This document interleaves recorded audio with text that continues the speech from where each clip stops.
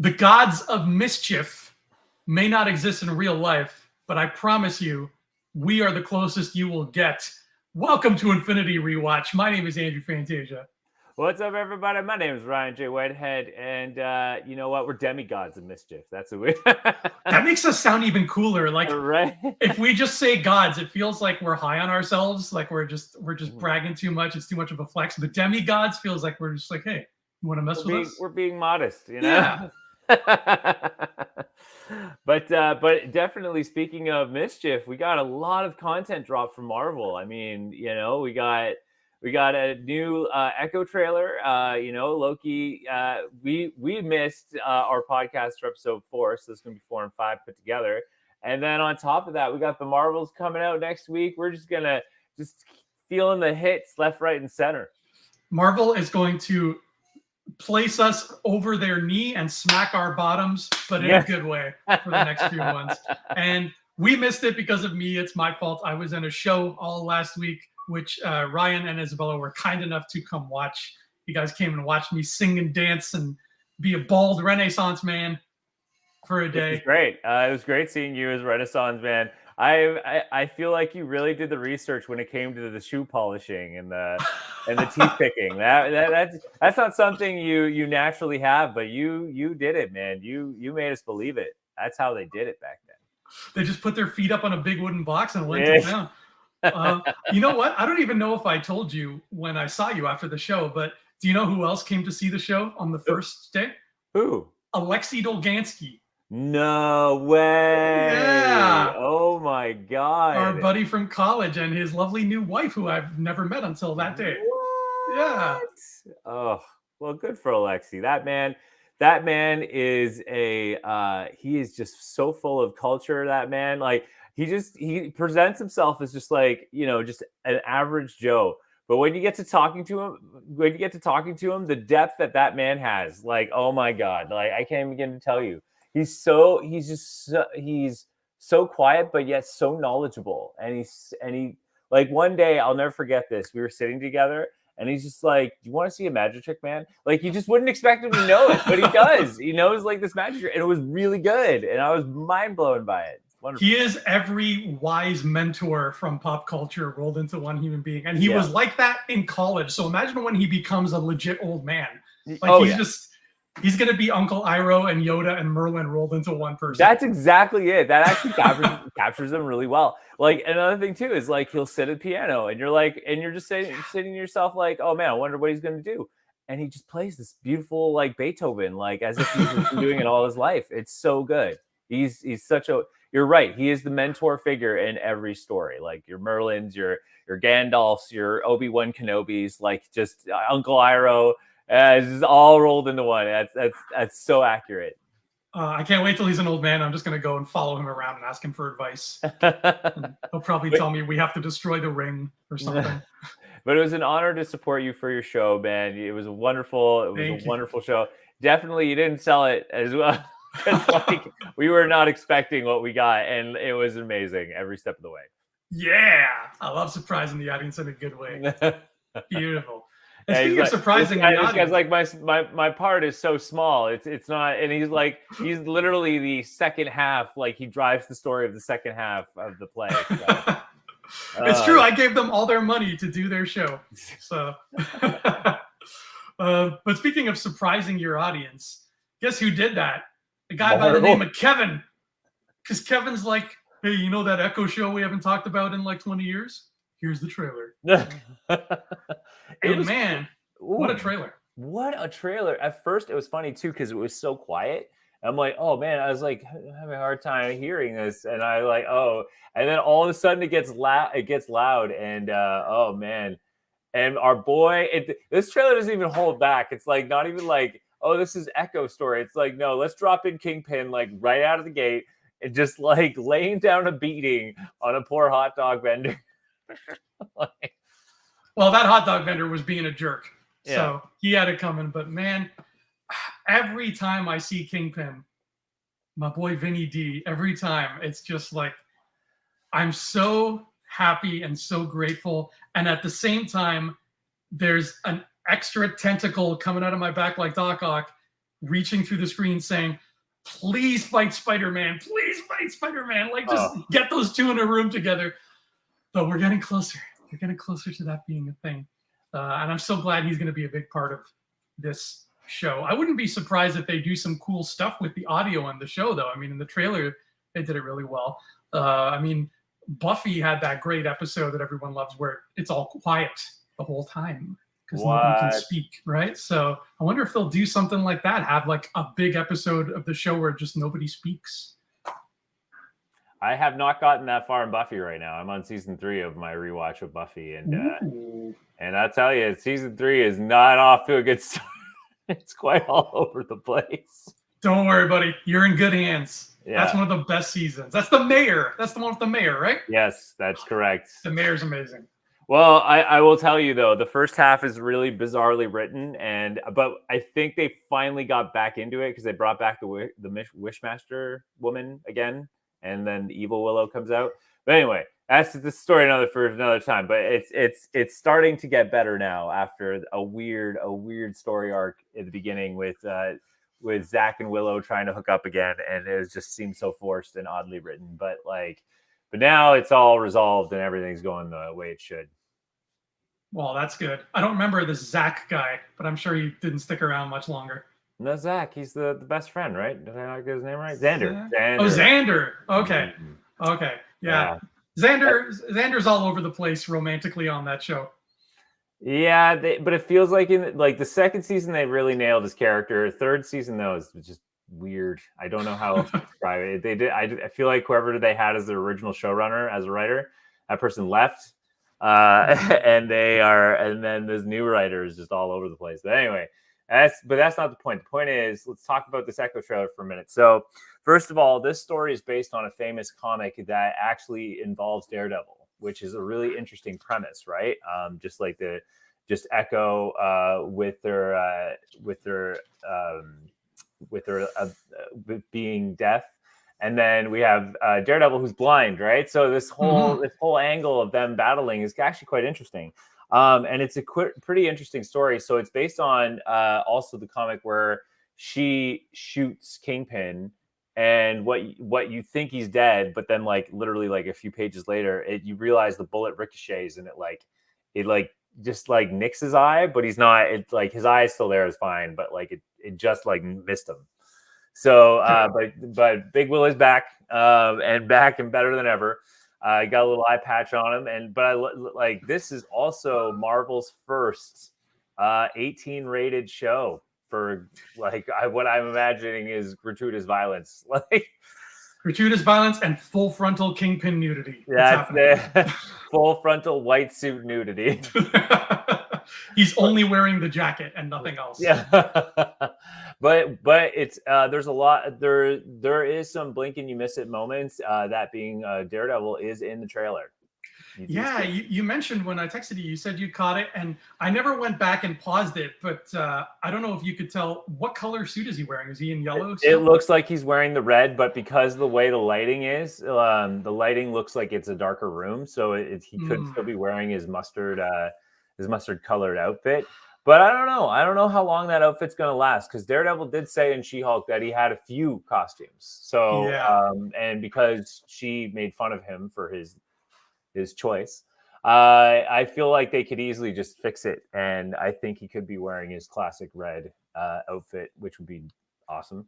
But what I'd like to see is the fact that yes, we're going that direction. We're getting the tone we need for a show like Echo and having Kingpin and Daredevil, especially Kingpin, because I think when you look at Daredevil, the show, especially the Netflix series, it just stands out in terms of tone, flow, feel. Still being related to the MCU, it still fits. You can easily fit it if you wanted to, but in this sense, they're still sticking with that grittier tone, which really works because that's the Kingpin we need. Vincent D'Onofrio is the Kingpin we need. They could not have casted anyone better for that. No, and I'm glad they're not throwing him back in that black suit he wore in the first season of Daredevil. Keep him in the white. Yeah, the white is right. Just don't mess with it. Don't mess with a good thing. Yeah. Yeah, no, but it's true. You don't mess with that traditional suit, the purple ascot. I love how they even kind of make fun of him a little bit, but in the end, he still kind of adapts the outfit we know him for, especially with the cane too. So yeah, I mean, this show is going to be really interesting. And what's interesting about it too is we're going back to street level, so we're going back to our street level heroes. Will Luke Cage be there? Will we see Jessica Jones? Right, especially Jessica Yeah. Jones. She's a bit more of a character that can fit in a lot of narratives because of her line of work. But yeah, like, are we going to start seeing those heroes kind of make an appearance a little bit, or is it still going to be confined to Echo's story, but have more Daredevil in there, maybe build up Daredevil a little bit? I feel like this is going to be primarily an Echo story based on a lot of what we saw. Like, and I read the synopsis too. They go to Oklahoma, where her family is from, like her tribe, her original family. So she goes and hangs out with them there, and I think most of the action is going to happen there. So I feel like the Daredevil stuff is going to be kind of along the same vein as She-Hulk. Like, it's just going to be a tease to set things up for him. But we're going to focus on her and hopefully Big Willie, and have the two of them doing all kinds of crazy stuff. Well, you could focus on Big Willie because, again, we need to better understand how this man is in the world of the MCU, like because we got only a glimpse of it in Hawkeye, and understanding that he's I think it was even during the press tour, which was it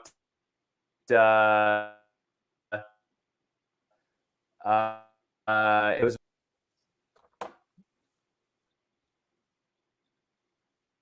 I think we cut out on you there for a minute there, buddy. Can you hear me? Can you hear me now? Yeah, I can hear you. You lagged. I thought you were keeping me in suspense, but there was a lot of lag. Hello? Can you hear me? Uh-oh. Yes. Looks like like there's a lot of lag. Yeah, I got you now. Okay, There was so you were very stoic for a second there. Sounds like we have a big delay in the thing, which is weird. That hasn't happened to us in, I think, ever.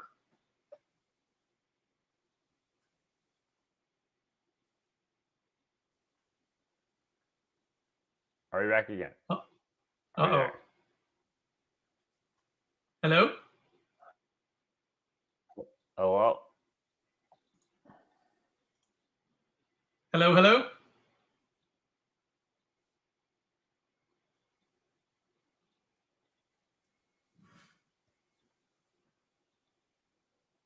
Okay, I think it's working now. I think we're caught up. Are we caught up? Can you hear me? I can hear you now, yes. Okay, let's try a test to make sure that our lag is off. I'm going to say in West Philadelphia, and as soon as you hear that, you're going to say born and raised. Ready? Yes. In West Philadelphia. Born and raised. Okay. There's about 2 seconds of lag, but it's way better than it was a few minutes ago. Yeah, maybe, I don't know. Maybe it's just their servers are having issues or something. Maybe. Maybe internet's being weird.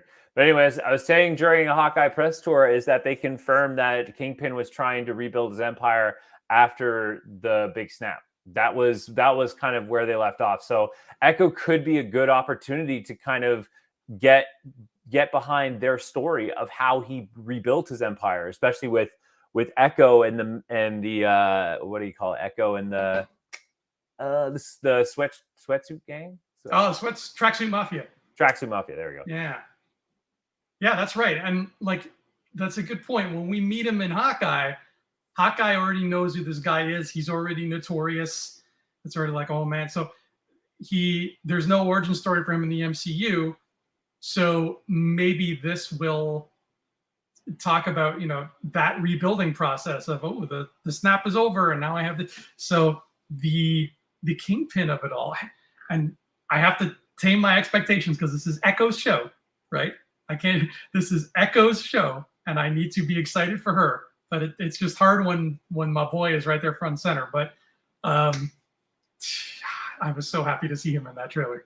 Absolutely, yeah. No, well, there's a lot of players that can still fix this because we left Hawkeye with Kate Bishop's mom saying that she's done supporting Kingpin and helping him rebuild his empire. So now we need the Echo side of the angle. Why is Echo's family so important about him rebuilding his empire? Was she that weapon that could just take on enemies for him that just made his life a lot easier? Who knows? But you're right. Let's keep our expectations tempered here because again, we don't want to get too carried away. But at the same time, there's definitely a great story there, and I cannot wait. And another interesting thing is they're releasing all the episodes this time. It's not going to be a weekly. I don't know how logistically we're going to do that, but yeah, that is going to be crazy. I don't know how many there are. If it's 6 like normal, but that's going to be different. We're going to have to figure that out.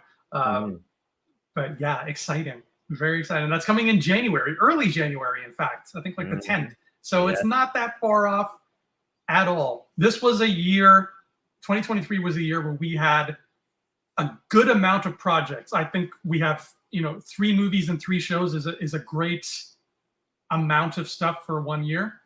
Especially to have them consecutively. Like after you finish a movie, there's like a 3-weekish period, and then you have a show that carries you at least through another month. Then it's like a little brief period there. Then there's a movie. It's a really nice pace. There's a lot of room to breathe, which is good. It is. They hit their stride here. It's not like I think 2 years back where there was like 20 things and that got nuts, right? Where there was just a lot happening in one calendar year. So this year I think has been a good standard to set, and I hope 2024 looks the same. I think 3 movies, 3 shows, go for it. Do what you gotta absolutely.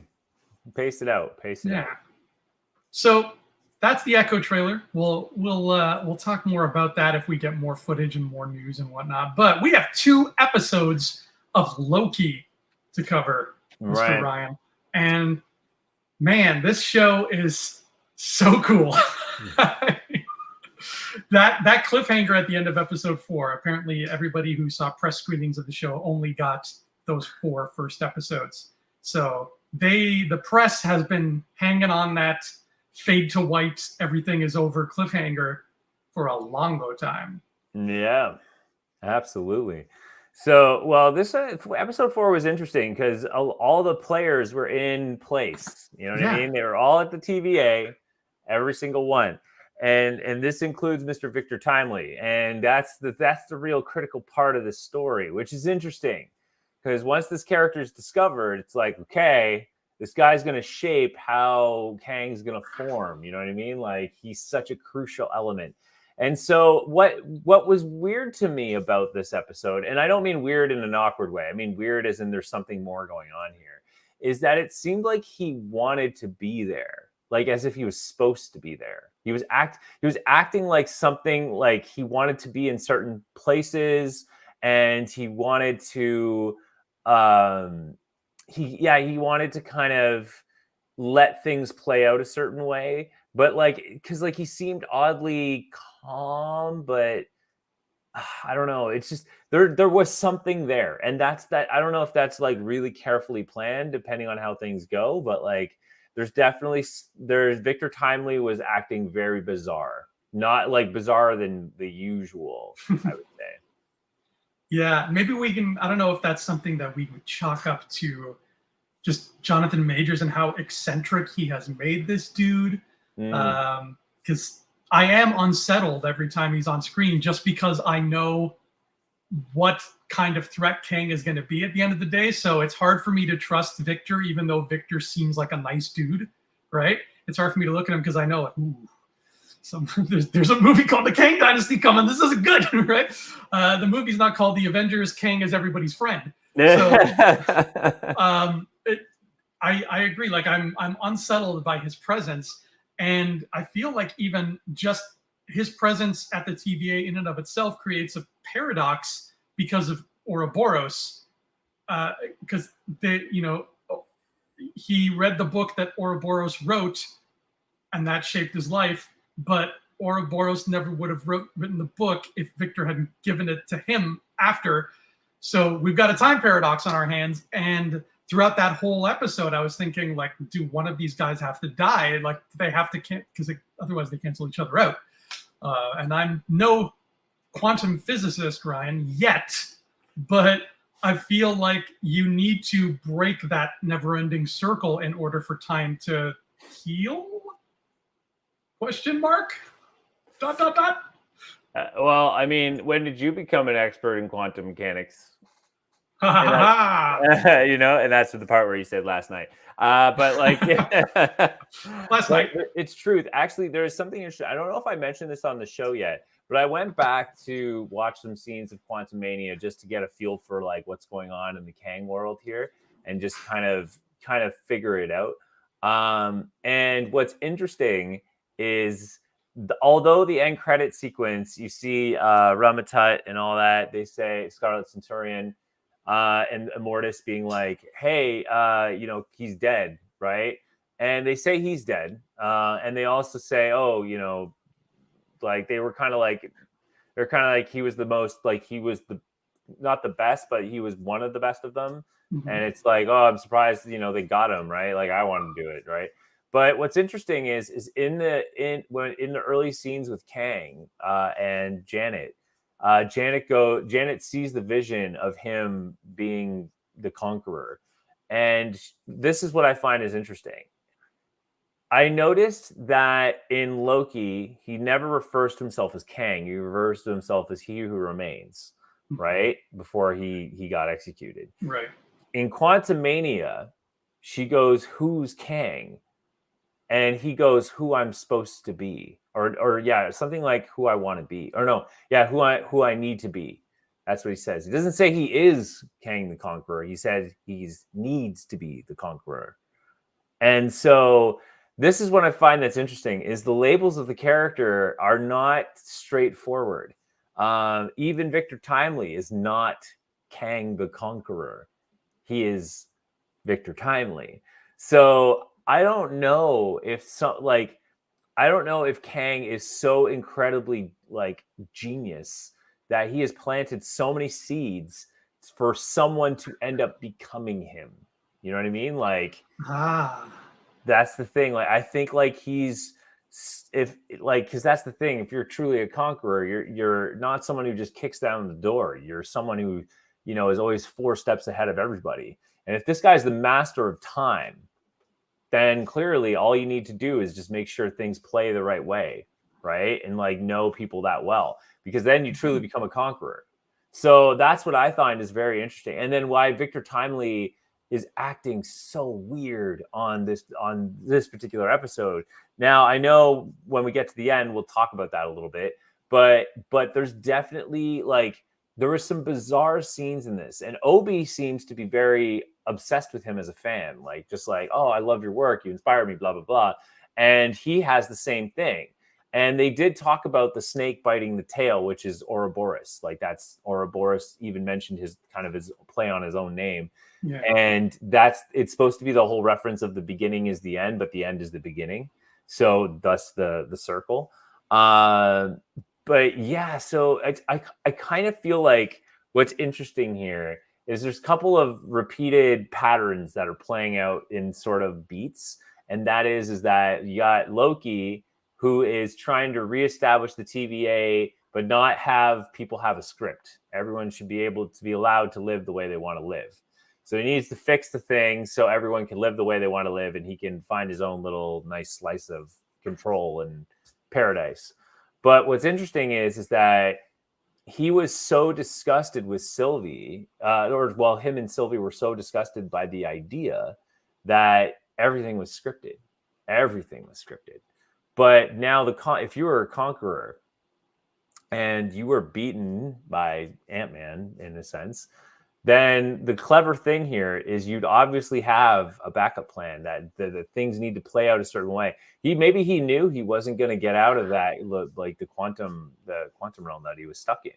So he needed certain events to play out. Like he needed Janet to eventually convince, or he knew like Janet getting out would convince them to bring them in, and then something to happen for him to get out, kind of thing, right? So I don't know. I feel like there is a lot going on here that I'm not saying that there's like, I'm not saying this is my definitive, approach on the whole thing, but I feel like there is something to this. I feel like there is something kind of messing with everybody, and it's creating chaos so that the chaos eventually everything falls into place, kind of thing. Like I was trying to explain this to Isabella. It's always like when you see your future and then you try to do everything to avoid a certain outcome, but in the end, by you avoiding it, you're still building the outcome.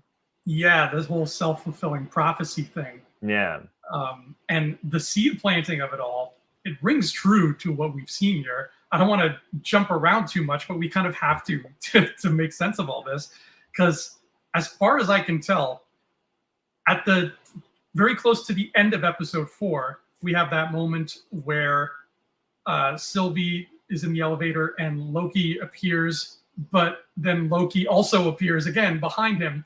And we haven't, as far as I know, answered that question yet as to why there's 2 Loki standing in that hallway. So in the same vein that you're talking about, where Kang would plant a lot of seeds that seem utterly confusing to us mere mortals, but in the end it justifies it because it leads to him becoming the conqueror, that might be exactly what the writers are doing here, and planting all of these crazy time travel seeds. I've tried to write time travel myself. It ain't easy. It's fun, but it ain't easy. And they're putting all these pieces in place for the greater good of the story, and that when it all comes together, it will make sense to us. But right now we're like, why is Loki there and also there? Why is Kang the Conqueror there but also here? And who is remaining and why? Right? So they're throwing us into this chaotic smorgasbord, but I feel like we're getting to where we need to get, and they're playing a long game like Kang, because we still don't know why there were 2 Lokis there. Well, because here's the thing. Here's the thing, my brother. So, because here's what's going on. So, we learned from the Infinity Saga, that once we got into Loki, which was the big game changer, when we got into Loki, the first episodes they established that the Infinity Stones mean nothing. They're literally nothing but paperweights. That's what Casey said. So then, not only that, we also learned in the Infinity Saga that what you do in the past does not affect your future, right? It affects that version's future, right? The kind of the theory that that there are alternative timelines, right? And what's interesting in this one is Loki is legit time slipping, and he is creating time loops that affect the same timeline.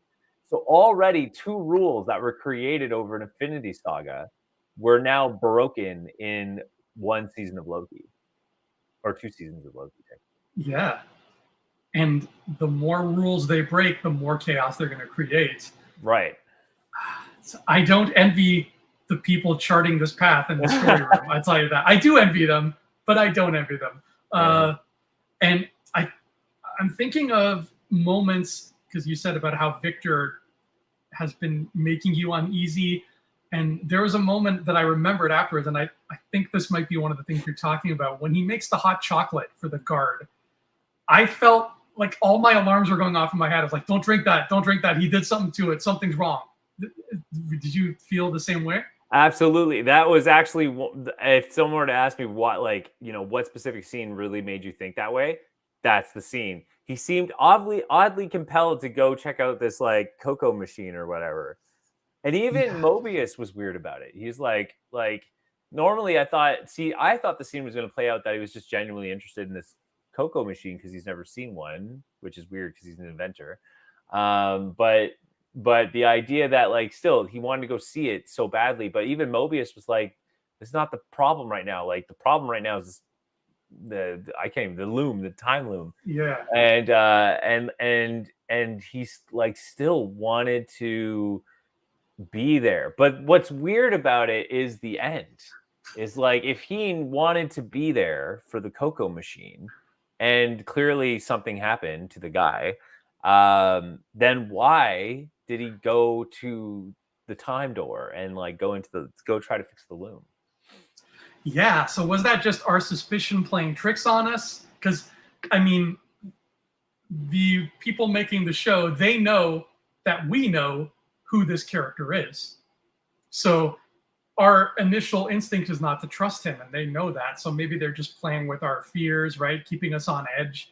But that was an odd scene, and it did make me pause and go, I don't know, don't drink that hot chocolate. Plus vending machine hot chocolate. I mean, it's hard enough to have good hot chocolate when you make it like for real in the kitchen. I love the Back to the Future reference when OB makes the model and he apologizes for not painting it or making it to scale. That's just one of the greatest little Back to the Future jokes. Yeah, it keeps on getting laughs decades later. And one of my notes here, and I'm sure you agree, keeping all the TVA prisoners in one room seems like a bad idea. It turned out to be a bad idea. It turned out to be a really bad idea, especially no keeping a leader too. Yeah, there's nothing. It's just a big room. They're not shackled in any way. I feel like they could rush the door as soon as you walk in and like, whoa, okay. Right? Like you've got a mutiny on your hands. And sure enough, all it took was Brad. Friggin' Brad. Freaking Brad. He wants to be in Zaniac so badly. Brad's an interesting character, though. I do like him. He definitely is a good survivor type character. Like he seems to know how to play the odds. But yeah, but I'm also curious too. Is what's I guess Ravana. She's it seems like she wants to obviously reinstate the TVA. It seems, to be honest, it does seem like it's a battle for the throne. There's there's a third player that's kind of a weird horse to bet on, right? Because like Victor Timely is that third player, but like seems like Loki has found a throne that he would be perfect for. Like a god of mischief owning time would be perfect, right? So it's kind of weird that this is going on here. But yeah, I don't know what to. I just don't know how this is going to play out in the end here, which is good. It's a good place I want to be. Yeah. But I feel like there's an obvious clue that's like right in our face and we just can't see it. Well, in regards to Loki wanting to be perfect for the throne, I think it's a testament to how far he's come as a character and just how good his arc has been. Because in this episode, and there's another great example in episode 5, but in this one, he has that conversation with Sylvie where he ends the conversation by telling her, we're gods. And it took me a minute or two to kind of wrap my head around that line, because that is a very Loki thing to say. Be like, we're gods, we're better than you, we are burdened with glorious purpose, blah, blah, blah. That's so Loki. But the inflection in which he says it, and knowing what we know about Loki now and what he's trying to accomplish, that now takes on a new meaning, right? It takes on the meaning of he is recognizing that with great power comes great responsibility. He's not saying we're gods, so we can do whatever we want. He's saying we're gods, so we have a responsibility to fix this godlike, horrible situation we found ourselves in. And right. I thought that was such a great way to get Loki to own up to that without getting too saccharine, because that's not his style, but just saying something he would normally say as evil Loki, but suddenly it takes on new meaning. I thought that was brilliant. Absolutely. Yeah, no, but still Loki too does seem like it's interesting. I have read a few articles that are saying that like this could be a return to form for Loki, because he seems like to be no longer the villain that people love him in the comics. You know what I mean? Or like someone who's like this diabolical, mischievous person. But there definitely seems to be a motivation for him to kind of return back to a god of mischief. So yeah, but still there's just something, there's a piece of this big piece of this puzzle here that's not quite fitting the place yet. Yeah, and who knows if it'll even fit into place by this time next week. True, and especially too because it's 6 episodes. It's not. Yeah, it's just 6. So I don't know. With this director though, definitely he has kept the audience. That is for sure. There's no filler episode. There's no rest. It's kind of like there's a constant investigative rhythm to this episode, this series. and it's really good. I honestly do have to give this director props. They did a good job of keeping you invested in the characters and still giving you something to chase after without it feeling like it's a decoy or it's this or it's that or misleading you in any way. It's designed to make you keep moving forward with more questions, which is perfect. That's the position you want to be in. You don't want to be lost. You want to understand what's at stake here. And what's at stake, the constant reminder is this loom. Is like literally TVA is going to collapse, and timelines are going to collapse. Like that's the whole thing, right? So that's what's really interesting about it. And yeah, so like the director has done a good job. So episode 6 could just be, and I know I've said this before on this show with a few of other series, but this show in particular doesn't seem to let its foot off the gas. So when we get to the 6th and final episode next week, it's going to be like it's going to hit you constantly, like hit after hit after hit of answers or at least clarity on where the show is going. The other thing I thought that was interesting though in episode 4, which was a major event, was Miss Minutes. Miss Minutes is sadistic as F. Yeah. The torture, I mean, that look on her face, man, when that, oof. And again, leave it to Marvel to take a character that is a 1920s style cartoon clock that's floating in the air and make her terrifying, right? Like who else is willing and able to do that? They really nailed it on the head with that character, and that character still holds a lot of answers that we don't know. Aside from Ravonna being revealed as a general, a high-ranking general, that was going to lead with He Who Remains to, or what seems to be He Who Remains, a variant, Kang variant. Let's just leave it labeled as that because we can't really say it's He Who Remains. But a Kang variant and leading to the whole, like, we could lead together and then just making her forget and betraying her kind of thing. So there's a lot of weird players. There's a lot of weird moves at play here, I think is probably the best way to phrase it. Do you still buy into the idea that you said, I think last week, where Miss Minutes could end up inhabiting a fake Ravonna Renslayer body? I still believe that she's a Ravonna variant.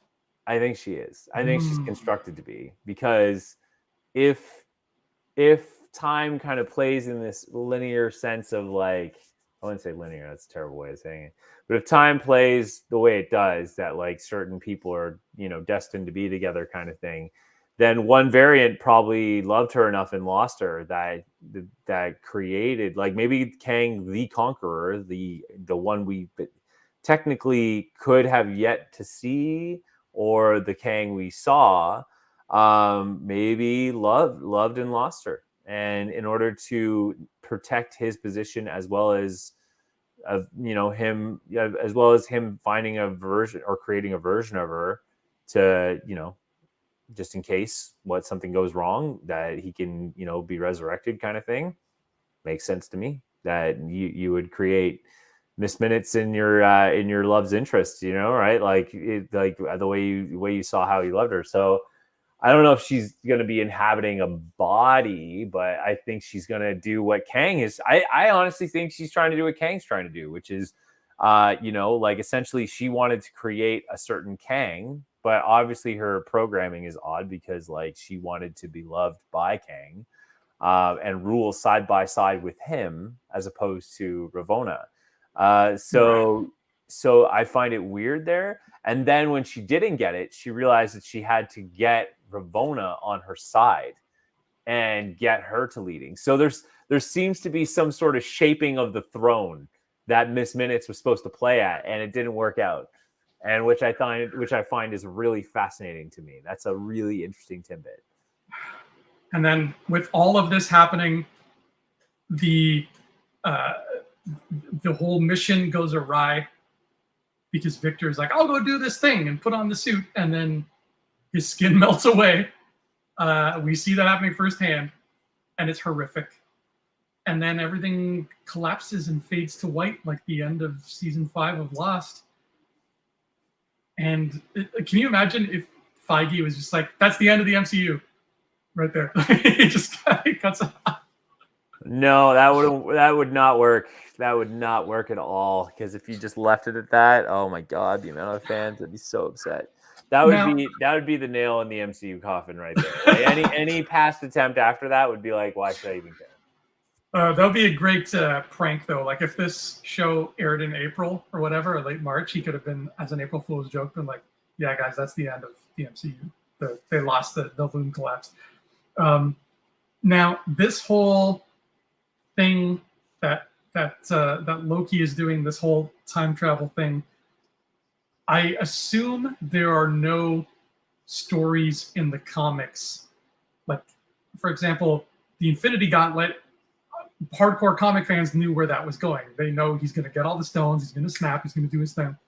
But this whole thing, I feel like this is fresh stuff they're bringing to the table, right? So even you, an expert, haven't got really a thing to point at and be like, it's probably going in this direction, right? It's like that one time on Avengers Earth's Mightiest Heroes when they fought Kang, that's all the Kang that I know. Yeah. So, and it didn't have anything to do with the TVA, if I'm not mistaken, right? Nothing to do with TVA. TVA, even that concept was not till much later in the comics. And yeah, it's just like, I know there's a Mobius comic event where like Mobius, defends the Fantastic Four, but there was never one that I saw with Loki. And the only other there was a West Coast Avengers story where there were variants of Moon Knight fighting Kang, like the variants of Kang in a massive war. So that was cool. But again, there's nothing I could say like that issue is gonna help build. Like we're too, and that's the thing though, is that at this point, I would challenge any comic book fan that's like deep into comic book knowledge to be able to predict where Marvel's going at this point. Because personally, I think we're so far from that it's like we're so far from those formulas now that it's not gonna. I just don't see it playing towards any kind of comic book event. I mean, it was interesting because there was someone who was saying Thor: Love and Thunder was a setup for War of the Gods or something like that. Right. So I think that was the issue series. I can't remember. War of the Realms. And War of the Realms, yeah. Yeah. And I don't see it. Like I don't see where it's going right now. And I'm not convinced it's even going that path now, because it's obviously it has to be aligned with Kang and Secret Wars. So if that's true, then what we need is the Beyonder. First of all, Beyonder needs to play a big role. Dr. Doom needs to play a big role. And even Kang, I guess Kang is its own separate kind of Avengers event, but I don't know how it's going to play a role in like this whole thing. And so, yeah, there's no way to predict that this is going to be based on a comic book story. And it's double hard because of the MCU. They have that predilection, which I actually love that they do this, is that they'll adapt these stories and these big events that people are familiar with, but they will adapt it in a way that is more MCU friendly. So Civil War is giving us Civil War, and it's giving us the foundation of that and the main key players in that, but it's messing with it enough that it makes sense within the confines of the canon that they've built. I don't remember in the comic Vision and Scarlet Witch being all that involved in Civil War, right? And thankfully, the movie didn't try to explain why a robotic clone of Thor is killing Goliath. So they have to make these changes. So even if there was a story that we were kind of pointing at right now, it's not going to play out the way most of the readers know it to play out. Right. Well, exactly. So the fact of the matter is that I think we're past the point now where the formula is, as you so illustrated, is that they'll take an event and then they'll change certain things leading up to said event, but certain key beats that need to play out for the event to happen are there. I think we're way past that point now. Because like again, it's MCU's too well established at this point. We're like, that's why I would say phase 1 and 2 of the Infinity Saga still had key beats that played out that were from the comics. But I think once we got into the Infinity War and like that latter end of the Infinity Saga, we were it was too well built at that point to even go back and try to recreate certain beats. Yeah, and they don't need to. They don't need to recreate stuff because they're building gold already. That's right? it. They're building gold already. They have a great world already. And what's interesting is that this commentary that they're doing through Loki season 2 on the whole idea of just like changing the timelines and and I think in the end of this, maybe what will happen is a gigantic reset of the MCU. Not in the sense of like getting rid of what they had, but in the sense of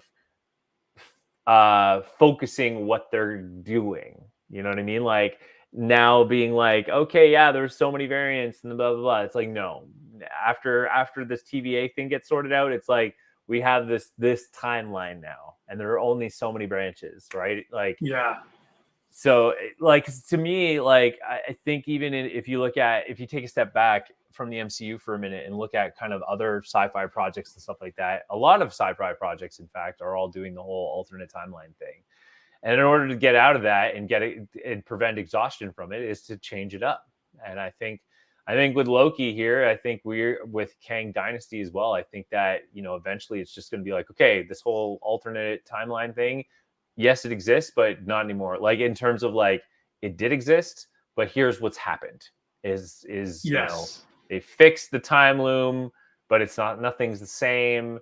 And now there's just, going back to that the way they had it, which was like there's the 2 lines and then there's like the one main timeline, the sacred timeline, if you will. Yeah. Clean up all those branches and make everything streamlined. But now there's new fun stuff like mutants and surfers who are silver and things like that.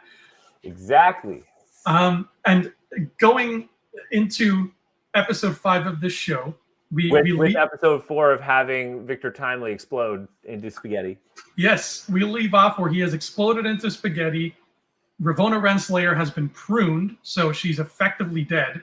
Yeah. And everything has collapsed in on itself. So in order for any of the stuff we've been expecting to transpire, a reset is needed. And I'm not talking about a reset like what some dumbos online are talking about right now. We're like, Iron Man's alive now. I'm talking about an actual reset that would serve the story, which is Loki doing something within the confines of this space that we're in to undo some of the stuff that happened inside the TVA last week. And it looks like that's what's happening because now he is hopping around, Ryan, all over the place and all these other branched parts of the branched timelines. And we're getting to see everybody's lives, all these TVA people's lives before they got brought into the TVA realm. What did you think of this? I thought this was interesting. Again, I like it. I like it because it's kind of interesting to see the lives they had.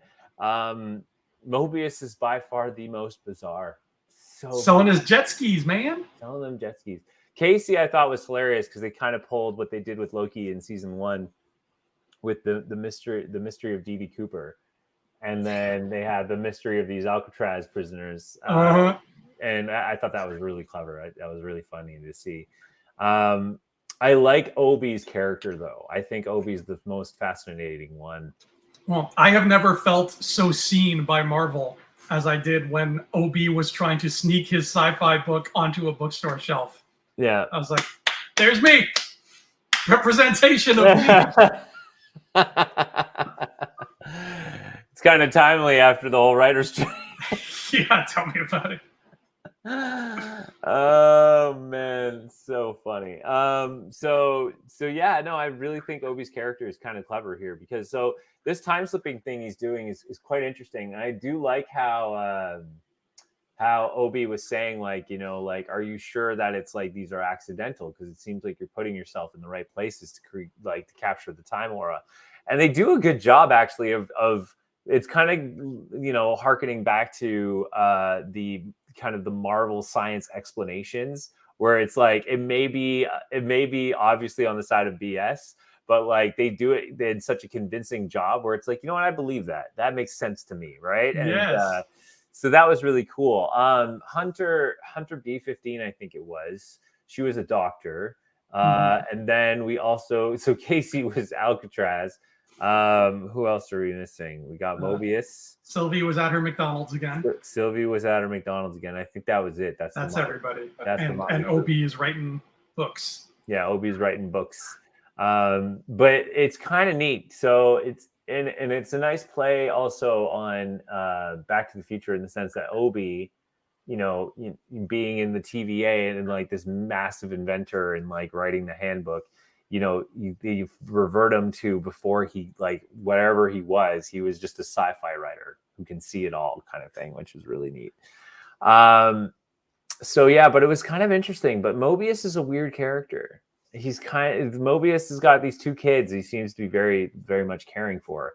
I'm wondering though too if that's like there's a play there. If there's a play on something there that is a comic book reference. I haven't found it yet, but I mean, he seems awfully, you know, caring for his kids, but his life doesn't seem all that fancy.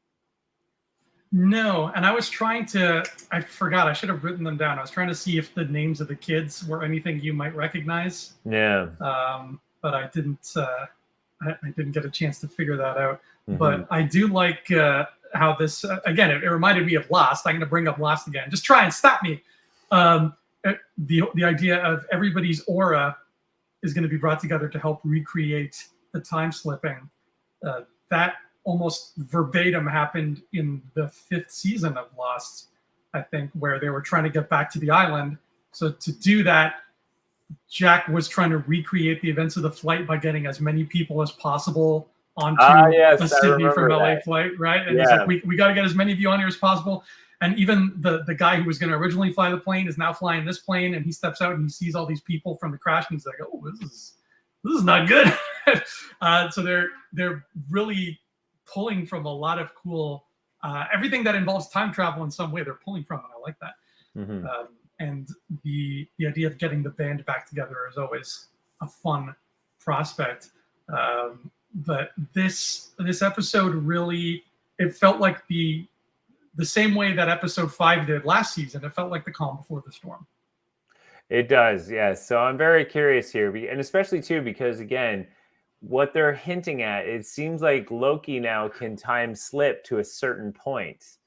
And it seems like he could rewrite certain things. So I don't know. Like, I don't know what that means. Like, and I still feel like no matter what Loki does, he's going to accidentally like recreate the TVA.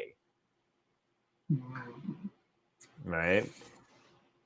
And what's interesting about it too is because when they kill He Who Remains in the first one, and he gets sent back through the portal and he lands into the library, and then Mobius and B-15 don't know who he is, and he sees the statues different. I feel like he's going to end up in that place, but you'll now have more context into what transpired for him to land in that moment. Ooh, I like that. I mean, that's good because that fills in some blanks. It connects some dots, that's for sure. Right. So I'm curious if that's how it's going to play out. But again, there's still a lot of ground to cover. There's still a lot of ground. Like, why Victor Timely? Like, why build him up for a full episode and do like the job they did to really build him up, only to have him mysteriously explode? And like, I don't buy that it's just that irrelevant. You know what I mean? Like, I just don't buy it. A lot of people were saying like, oh, this is their opportunity to recast him or whatever. And I'm like, I don't know. Like, it just doesn't seem, it seems so weird to just be like, oh, he exploded, now we're going to recast him. Like, there's no payoff there. There's no emotional weight to that. And Renslayer, like, she's there too. So this reset kind of has to happen. Do you think Loki's going to spend the entire final episode just singing "Time keeps on slipping, slipping, slipping"? Yeah. I feel like they need to reference that at some point in the show. But yeah, like even Obi, like Obi is a weird character, but I feel like he's such a central point of the TVA. And they've established them that way. They've established them as like such a critical point in the TVA. So I'm very curious as to what's going on here. Like we had, so now like the TVA, the other weird thing that's happening in this episode here is these timelines are breaking down like with this weird spaghetti effect. And we have Sylvie who goes to like this record store to like, you know, hear a song and have this moment of like, you know, just, oh my God, you know, a song. And I, you know, it's funny. I know people like that. Like Isabella has moments like that where she has like the perfect song that she captures and it's like captures her mood like really well. But yeah, I'm really curious as to where these breadcrumbs are going. Like what are you trying to tell me? There's something, and this is where it frustrates me with Kevin. It's like Kevin's like, oh, you don't see it. Like, you know, if I were to ask Kevin Feige right now, he's like, oh, you don't see it? And he's a little stinker. That's what he is. He's such a troll when it comes to that kind of stuff. It's like, dude, I need something to work with. I'll tell you where one of these breadcrumbs is going, though. It's going straight to my heart because the record store scene has some of the most beautiful cinematography that the MCU has ever given us. Wow. Just her sitting, listening to that, the angles they used, and then the seeing everything unravel behind her and how that all like that was so well shot. It was gorgeous. I don't know. I didn't keep track of the crew of this episode, the director, the DOP, but man, that looked great. Mm-hmm. It's so interesting to me. Like, I don't know, my wheels are spinning, but like the problem is I could get really all over the place with this because like let's say for the sake of argument that you know, everything's leading to Secret Wars. Okay, everything's leading there, and you have a character like the Beyonder who sits back from very far away, and what if you know, he's like okay, what if I, you know, you have someone like Kang who can, you know, he's just someone who lives in the future. He lives so far ahead in the future, he can go back and try to manipulate time. But in the end, it's about the war of the good and evil. You know, classic battle of good and evil, right? And the Beyonder, what if he was the one who decided, you know, let's create a test of good and evil, right? So he does the bang of the Infinity Stones, right? And if Kang is so far ahead in the future that, you know, he's close to the end of time, which is where a being like the Beyonder would be, that he's like, well, clearly the Infinity Stones don't mean anything to them at that point. But, you know, Beyonder's like, well, let's put it in a world where it does matter. Let's see what happens. Then you have the Infinity War, right? And who wins? The good guys win, of course, right? And it's like, then you have this whole battle of time. Like, well, how long does good stay good for? You know, like how, like leaving like that. This is the part of my like theory that's kind of weak, but like, is like, how long does good stay good for? You know, how long do these actions play out for? Right. And in the end, it makes sense to battle a being who can, you know, outlast time itself and beat them to a point where in the end it becomes a secret war. It's like, all right, well, clearly you guys are the agents of good. You've done nothing but good deeds this whole way through. So now I'm going to pit you against the worst evils out there. Right. And then you put in Dr. Doom or you put in Galactus and all the big ones into one final battle. And then that's it. Right. And that's a kind of a nice overarching story that plays its thing. That's true. But one of the things that I've always been wary about ever since Kevin announced that Avengers 6 was going to be Secret Wars was, to me, Secret Wars always felt like exactly what you, and I don't know too much about it. Like, I haven't read the comic. I'm talking. Good. It's really good. That's what I've heard. Yeah. I'm talking just from what I know about it from secondhand and from the Spider-Man show. But to me, Secret Wars has been what you've just described, an end to everything, like the final battle, right? Mm-hmm. But I always imagined, and maybe this is just optimism / naivete on my part, but I've always imagined we've got a whole other saga to look forward to after the multiverse saga So it serves as a great final battle for the multiverse saga, but the Secret Wars as a story, as an institution, always seemed to me like it takes place at the end of everything. So if there's a whole other saga, what is the end of that? Right? And I mean, we're going to be 50 by the time that happens. So, but that's why that's just the only thing about the whole idea of Avengers Secret Wars that have made me kind of raise an eyebrow. Like, ooh, I hope it's amazing, but I hope it also leaves the door open for Saga 3, the mutants, or whatever they end up calling it. Well, the one interesting thing about the Secret War comics, the new one. Yeah, because there's a part 2, right? Secret Wars 2. There is a part 2. I don't think I've read part 2, but part 1, the story starts with 2 planets that are different. One's a different universe, and it becomes a battle of which one is the definitive universe. That's how life is, right? Like if they're now at this point, like they're very familiar with each other to a point where they're constantly crossing back and forth and all this stuff, and then Galactus comes, and that event, there's like this big kind of big bang, if you will, and it knocks them into the world of the Secret Wars. And then I'm kind of like paraphrasing a lot here, or like jumping straight to like right to the meat potatoes, but like what's happening is like there's a big bang, and what ends up happening is they get knocked into Secret Wars, the Secret Wars, and the Secret Wars is like that planet Doom is the ruler, Dr. Doom, and he actually does a pretty good job as a ruler. Like he actually is really good. But yeah, but in the end, there's a rebellion that's growing, and like they talk about how there's that there was a better world and all this stuff. So that's kind of where the story is at, which is interesting. Yeah, so that'll be fun to see how they adapt it. But as long as they leave room open for Saga 3, because my heart is holding out for a Saga 3.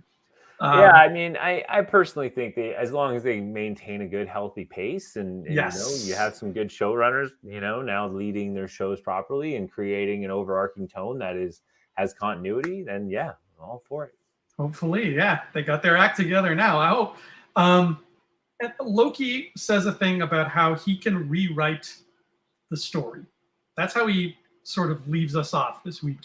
He comes to that realization where he is the chosen one, or whatever. He is the one who can stand there, Ryan, and be like, nope, I'm gonna take this into my own hands. And he can, in his own words, rewrite the story. And all of a sudden he's back at the end of episode 4, hopefully before Victor and Ravonna get killed, so he can stop that from happening. But what is this last episode going to look like? What is he going to rewrite? How far back is that going to go? I know you have the answers right in front of you. You have a cheat sheet. I wish. Yeah. They gave you a cheat sheet and they said, don't tell anybody. Keep it hush hush. Something like that. I mean, I don't know, man. I don't know. Oh my God. These shows still do a good job of just keeping you guessing, man. And I will be very disappointed if it just leads to a very mediocre ending. Like this the Loki Disney Plus series has done a phenomenal job of like giving you something good to walk away with. Something almost, it's kind of unfair to say, but something like Infinity War, where you walk away with like, is this like you kind of have to really marinate with the consequences of what's happened. And Loki has so far been like probably one of the only Disney Plus shows to really do that, aside from WandaVision. And even still, like Hawkeye's was good, but you just kind of left with it just accepting things the way they are. Like and they do it this like classic kind of Disney ending, which is just like, oh yeah, we're Kate Bishop's here, we're family now, yay.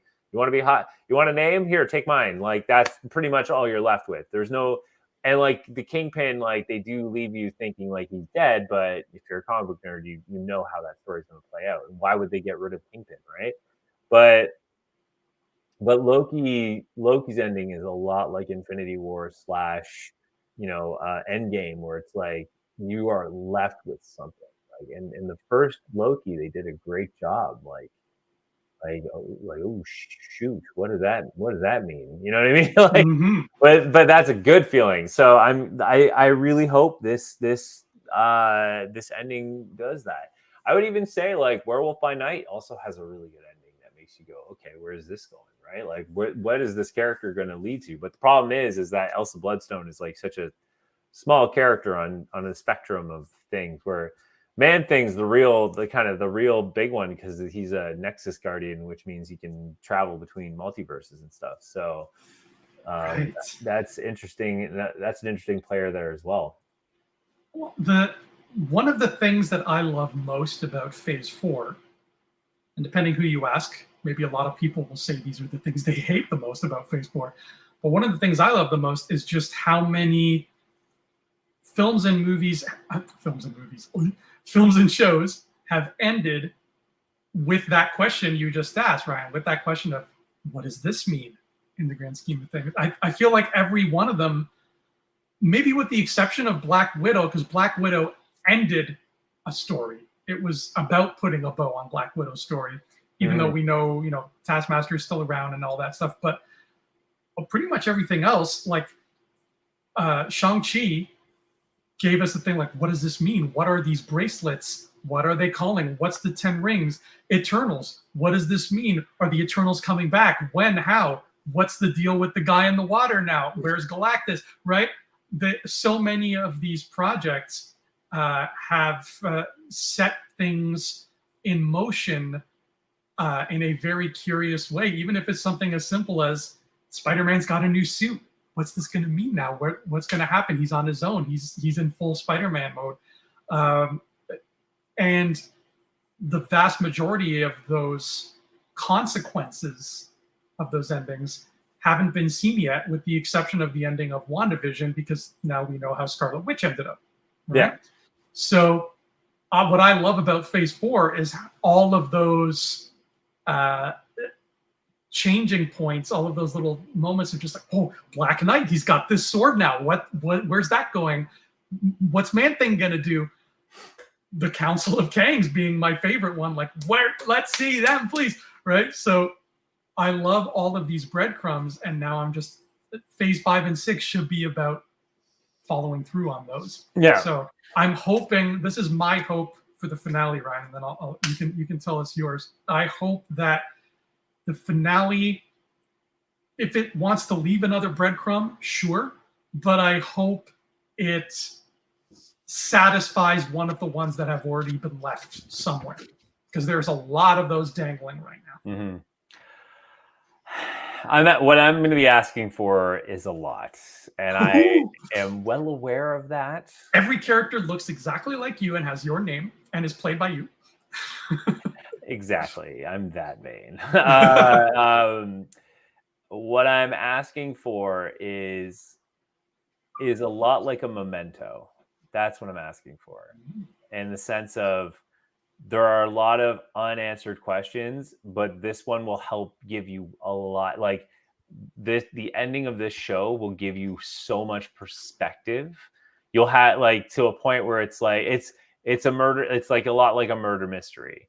All the answers are right in front of you, but in the end, it takes up until the end to be like, okay, this is how it all came together. And that's what I'm feeling like this phase needs, is like that moment of like, this is how it's all coming together, and then this is where it's going, right? So now you know how they were murdered. Now you need to know who's the murderer, right? Now you need to go after the murderer. So that's where I kind of need this story to go right now. And to be fair to our listeners out there, like I am aware that may not happen, but that's what I feel like should happen, is because we've had, and I love that you brought up Shang-Chi, because I love that point of like like they mentioned that this technology is old. It's been around a while, and we haven't even caught a glimpse of what that's supposed to mean yet. Like, what does that mean? So we need that. And like Moon Knight, like, like there's so many pieces here that like we need to start building what the puzzle should start looking like, to a point where it's like we need to start like getting some momentum here. So I really feel like the show needs to do that. And then, with that happening, especially with the Marvels coming out, like it needs to set that up. And then and bringing our very episode to full circle here. It's like does the answers of Loki, does it help towards what's going on in the Marvels? Right. This sounds like, I feel like I agree with you here, because it sounds like what we need and what we both want. Season 1 of Loki ended with, huh? Right? In a good way, not in a that was dumb, but like in a huh? Season 2 should end with a oh, right? To just Absolutely. simplify it at its most base level. I agree, man. Like, but it's so 50-50. It is so like I totally applaud that exactly that's what you got to. Like, you know what I mean? Like that's what we're getting at, is the first one left you with what just happened. And then this one answers that, like, oh, okay. And it's like, well, now we need to know like how this is going to play out, right? But yeah, like I think we're way past the point now where it's like everything's its own separate arc, right? Like, like the Marvels, if Marvels doesn't tap into anything that had to do with Secret Invasion, then. And you know what? I'll throw an asterisk on that. If it doesn't tap into anything that has to do with Secret Invasion, fine, but tap into something else. Because at least Secret Invasion is like, I think it's not a blanket statement to say it's probably everybody's least favorite thing. So if you're going to ignore something, you can just go ahead and ignore Secret Invasion, right? But that's the point, though. We need to start like making some. We literally, like the show, we keep branching off, and we need to stay on the timeline. You're right. We need to stay on target, as Red Leader said. Absolutely. And the Marvels already feels, just from what we've seen of it and heard about it, already feels like it's going to be its own self-contained adventure. So it would be nice if at some point it does something that makes us go, oh man, so that's what Agatha's going to be about, right? Or whatever. Let's play a game here to wrap things up. The Kang Dynasty movie, when is that supposed to come out? Oh man, Kang Dynasty. Well, they've been playing with the dates a lot. I know. Let me quickly grab the answer here. Sure. I don't even think anything has a solid release date anymore.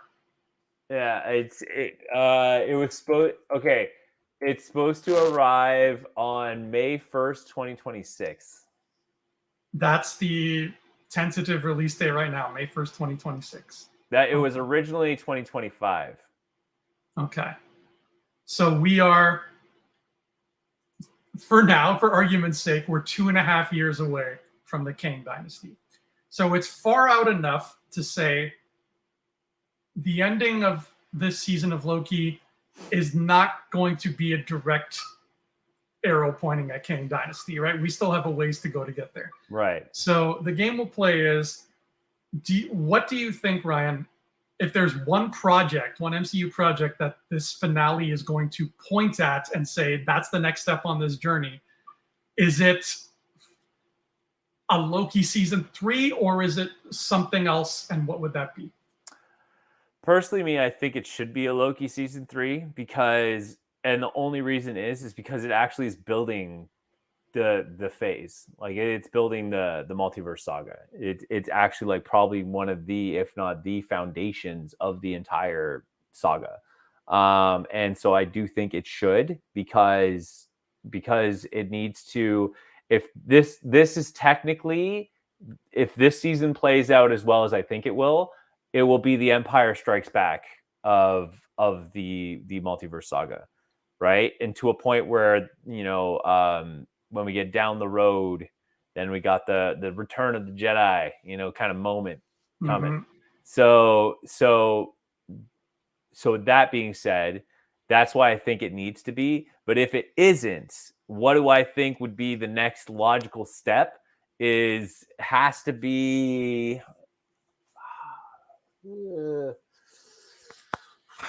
Ah, man. Technically, it would have to be Captain Marvel. Really? Okay.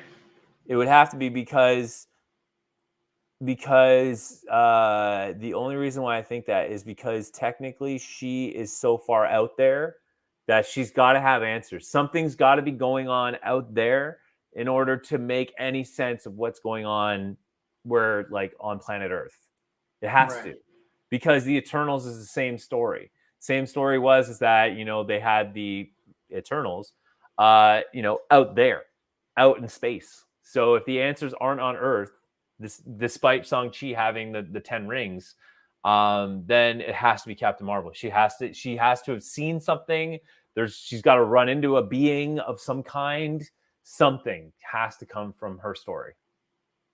And especially too, like, why it would redeem her if that is true, because then the whole, like, oh, I'm too busy, I may not come back, all these stories of her being, like, completely unavailable, right? Like, and I love DC fans that totally, like, hate on Captain Marvel, because they're like, yo, Superman has dealt with problems before, but he even makes time to, like, come back and, like, do something about it. She's too busy. So if that's the case, in order to redeem her story, she would have to have seen an event or has seen a sequence of events, a lot like a murder mystery, that is leading up to, like, I need to figure this out before I come back because this could be bad.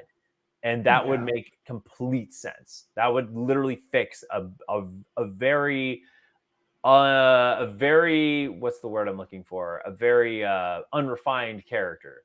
A character that's very raw, doesn't quite have a full story built yet, you know what I mean? And it would make complete sense because now she's this, like, literally this champion of space that, discovers something that's way beyond her. I see what you did there. I can get behind that, especially because, I mean, her first movie was so self-contained, and it was a period piece origin story. And this sequel looks self-contained. Who knows what's actually going to happen? But this whole thing with Darben leading those Kree, whatever, that just feels so tangential to the big picture. So it would be nice if something in that movie brought it back to the multiverse story.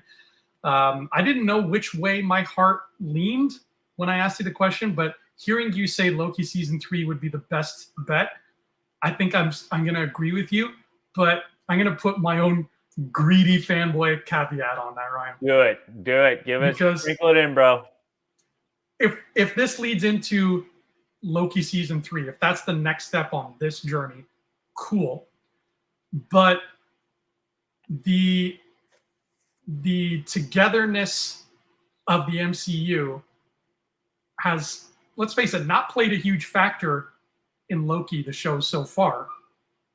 And I think if a season 3 is coming, if that's what we're leading to, it's gotta start. So I'm just gonna pull names out of my head here. This might make no sense, but it gives you the idea of what I'm thinking here. Like, if there is a Loki season 3, I mean, get Scott Lang and Reed Richards in the TVA, hanging out with them and, like, figuring shit out. Like, make that connectiveness a part of the show, because the show's events are leading to big connected events. But so far, the show is literally happening outside time and space. So get everybody else, find some way to come out into the real world and say, like, Bruce Banner, hey, did you know there's this place outside time and space and Kang is there? Like, and I think somebody like Scott Lang or Hank Pym would be a great choice, or even now, because we have Janet, and Janet knows her stuff. She knows the quantum realm, right? So, like, somebody like that would be great to call and say, like, can you come here to this weird world where Owen Wilson runs around in a suit, because, like, there's some bad stuff happening and maybe you can help us figure this out. Take it from just Loki being on his own amongst the TVA world and make it an MCU show. Okay. Does that make any kind of sense? Am I making myself sound right? Or am I? No, I mean it's a great theory as well. I would like to see that play out myself. I don't know. I don't know. I don't know. I mean I like it. There's stuff I can work with there, but I don't know. I don't know. Well, we But only have the only problem with both our theories though is it puts way too much emphasis on Loki. on Loki the character or Loki the show. Both. Both. Okay. Yeah. Because like in the end, he's driving the narrative, and that should not be the case. The like Kang should be driving the narrative. Yes, he should. He really should. So that's why I think it's either, and like both of these things could happen, but either start getting some other MCU heroes like Wong, get Wong in the TVA, and get them to try to pool together and figure out what's going on, or have Kang start showing up everywhere else. It's true that I do agree with. I think that they need to put more players in the TVA, but the question is, you're right, especially with like getting Scott Pym or just Scott Pym, Scott Lang and Hank Pym up there and all that stuff. True, but at the same time, I think the key players you need is Banner and Pym. Those are the two biggest characters you need to get any sort of groundwork to perpetuate the story forward. And the reason why I say that is because Banner was around Shang-Chi with the rings, right? Well, Right. technically Wong has them, but Wong has them. But my point is like Banner's the one with the knowledge, and so it is Pym, because Pym is very familiar with the quantum realm. So yeah, but how do you get them there is the biggest question, and I don't see characters like Loki just being like, oh yeah, I'm just gonna bring in Banner because I feel like, because this Loki doesn't know that Banner. He doesn't know Right. that Banner's that good. You know what I mean? Because that Loki is very, very dead. Very dead. Yeah. But Pym too, like Pym's the only one who could accidentally get there, but they still don't have the background or knowledge to get close enough to it. No, it would have to be something like the characters in the show would have to figure out, okay, how did Renslayer grab all these people and bring them in the TVA, right? Because that was her and Miss Minutes who did that. So they would have to figure that out. And then once they figure it out, then Mobius can be like, do you know anybody who knows about this stuff who can help us? And then Loki would be like, well, I know this jerk who turned green and slapped me around, but he could probably be of help. Even, what's his name? Bill Foster, Goliath, he could probably help. He knows his way around science. He does too. There are some key players, but the problem is we have no one, literally no one, who can literally cross the gap and get people into the TVA. Yeah. Like, unless Mobius is some mega genius in terms of like looking at the different worlds and then like have a file on different people that would be a good fit for it. But that's my point, is we have no. We do have one total sleeper too. Should have thought of this one. America Chavez. She's the man. Yes. She's the only one who could do it. She's the only one who can make multiverse jumps.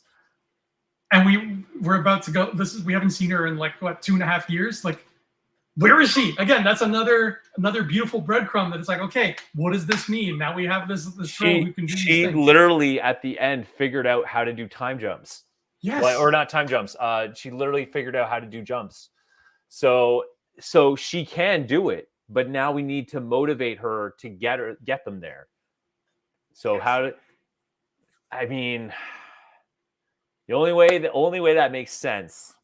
Oh my God, such a long shot. Do it, Ryan. Do it. Oh my God. I'm right there with you, buddy. Take the shot. Be like Cyclops at the end of X-Men 1. I have the shot. I'm taking it. Something, and it's a big something needs to happen that involves America jumping to a timeline and watching it fall apart. And it has to be an important timeline. So it either has to be her like homeworld or something that she's seen, like some place that she likes to go to, right? Or different places she go to, she sees pieces crumbling. Then by doing that would have to get her to talk to Banner, and they need to figure out how to. They need to figure out how this is happening and why. And then somehow they need to motivate her to find a center point of time and thus making the jump. But dude, that's why your theory, I like it, but the gaps to get there are so big. They're so incredibly big. And the craziest thing is the only character that we could figure out to do it is an underrated character from an underrated movie, and having to make that jump and trying to fill the story gaps to get her there is quite the leap. But I'm glad you took your shot, Cyclops, because that is brilliant. All my money is on that pony now. America Chavez is going to be the key to helping figure this mess out. And it makes perfect sense, because that really uses the Multiverse of Madness as a launch pad to connect the entire multiverse saga, which is perfect. Like that is legit genius. But my point still stands, is like, to get those things to connect, dude, it's gonna take some real good writing and to get the audience there. Like the people in the back of the theater, you're really gonna have to really do some things to get them there. Well, I have faith. And who knows? That's all you have to say. I have faith. That's it. We're operating under the assumption that a Loki season 3 would even take place in the TVA. What if it ends with him coming back to the real world and he's got to get back? And that's what season 3 is about. Go back, help Mobius. Mobius is stuck there. All your friends are stuck there now. This episode, season 5, had this beautiful moment. Episode 5 had this beautiful moment in this bar where we see Loki at his most human, heroic point, where he asks Sylvie, if all my friends are gone, what am I? Right? Who am I without my friends? He has built a new identity for himself where he is a person with friends that he's never had before. You take that world and those friends away from him, and you stick him back in the real world where he's hated by everybody, because as far as they remember, he's just an evil mischief villain. Season 3 could be like, man, I really got to get back there, but Lady Sif keeps kicking my ass because she thinks I'm a jerk. I got to go find people who know how this stuff works. And that's your 3rd season. It is a work of art, but man, there's a lot to cover. There's a lot of ground to cover. I do like it though. I like that on this show we have a character that we're betting heavy money on that I think no one else even is paying attention to. I don't think anyone's paying attention to this character. I think she's gonna really surprise them. No, it's true. She is a big key new member of the MCU that we haven't heard boo about her since then. And it's not like it's a character who it's like, oh, we got to wait till Doctor Strange 3, because she's not there to be part of the Doctor Strange cast, right? That was just a team up. She's coming somewhere else, and what a perfect place to put her. Doctor Strange 3 is going to be its own thing. He's got Clea now. He's going to go to the Dark Dimension and all that fun stuff. There's another breadcrumb I'm waiting for. But America's got to go somewhere. I'm putting my money on it, Cyclops. You convinced me. Oh man, it's good. It's really good. It's actually even got me excited to watch that movie now. But like, that's a lot to jump, dude. That's a lot. It's a lot. That actor is young. Use her. You have many years of her playing America. But she fits. She fits the narrative. She is the perfect person to bridge everything. And she's still stuck on the sidelines right now. Like that's the thing. You have all these brilliant characters now who are all stuck on the sidelines because you can't get the Kang momentum going right now. The Loki show is the biggest one, but your key player is like this character that's off to the side in a very isolated event. Yeah. Well, we only have to wait another 5 days to find out. I'm going to put myself into a coma till then. Ryan, do you have any last words or things you want to say or want to tell people where they can find you or all that jazz? Make sure to set your clocks back an hour. Oh, yeah. I just stay tuned, everybody. I mean, I think Marvel's cleaning up right now. They're getting the right people in the right places. All I ask is you just gotta keep trusting them. They set the bar really high, but I think they can turn this around and really do some cool stuff. So, here's hoping. And you know what? Like I said, we may never predict it, but it's fun to think about it. So we'll see where the pieces fall. And as always, our show will continue on to tell the story of how we're getting to wherever this is going, to infinity and beyond, buddy. Hell yeah! What are the odds that a show with Miss Minutes in it is coming to an end on the same week we set back the clocks? That was on purpose. That's so true. That is so funny. Where can people find you, Mr. Ryan? As of right now, you can always find me on youtube.com/expert zone. That is where I make the monies. And if you support me on that channel, that's how you can help me keep the monies. And you can find me right now, currently on Instagram is probably the place you'll find me right now. I'm trying to pay attention to X every once in a while.